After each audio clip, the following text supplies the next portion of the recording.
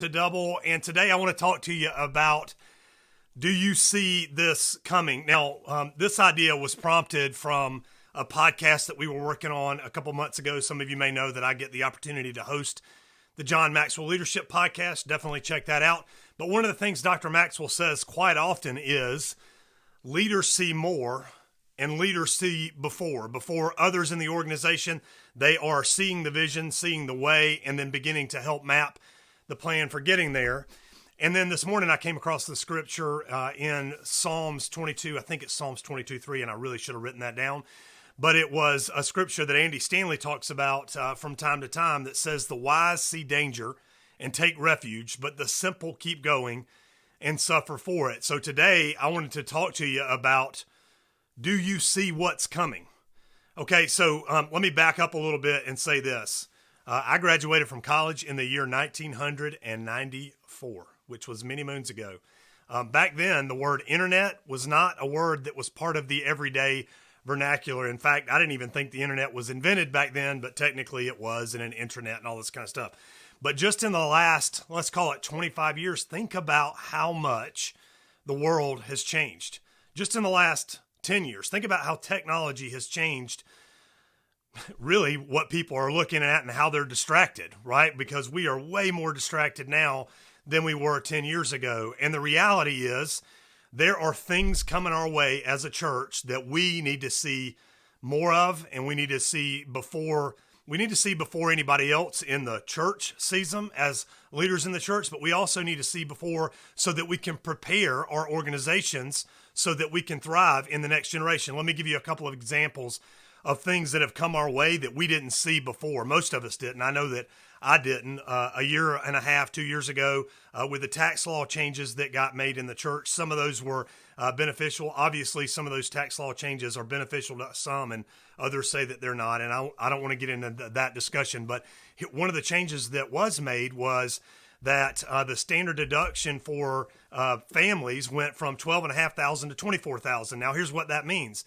That means that the people that don't have more than $24,000 worth of itemized expenses, they don't get a tax benefit that's any greater than anybody else if they don't exceed $24,000. And the things that really go in that category are the home mortgage expense and their charitable giving. So here's the thing you need to understand, Pastor, and definitely check with your CPA and don't take my word about this. Here's what that means for the average family in your church. The people that are giving $3,000, $4,000, $5,000 a year to your church don't get any more benefit than the people in your church that don't give anything. Okay, don't take my word for it.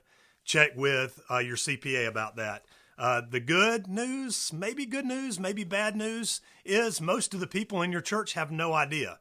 Their employer takes their taxes out and they don't know. All they know at the end of the year is whether they owe taxes or they're getting a refund. But people are starting to wake up to that idea. The reason that's a challenge for the church is whether they give or not, same taxable benefit.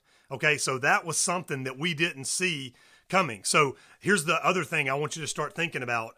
In the news, and this pops up every couple of years, in the news, people are starting to talk about the tax exempt status of our churches. Now, here's the thing. I don't think that that is going to go away anytime soon. I'm praying that that doesn't go away anytime soon because it will be devastating to our churches. But as leaders, I think it is prudent when we hear things like that, when we hear that language, when we start asking ourselves, if that were to happen, how would we survive?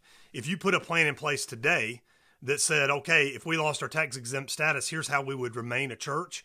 I think that if you started working towards that and ideating that and talking with the leaders in your church and the business leaders in your church about what does a church look like that doesn't have a tax exempt status, I think, honestly, it's a healthy conversation and it makes you healthier as an organization. As good leaders, we need to be wise and we need to see danger and take refuge. And right now, taking refuge means looking at the way that we operate in our organizations and how we generate giving in our church, generate revenue in our church, and maybe even starting to have the conversation about what does revenue that is generated look like in our church versus just having revenue that is donated. And I know that people don't like having these conversations. My concern is we wait too long to have these conversations and we become the simple one that suffers for it. Now, this isn't all negative. Here's the good news about the things that have changed. And again, as leaders, we need to see more and see before. The Great Commission was to go out into the world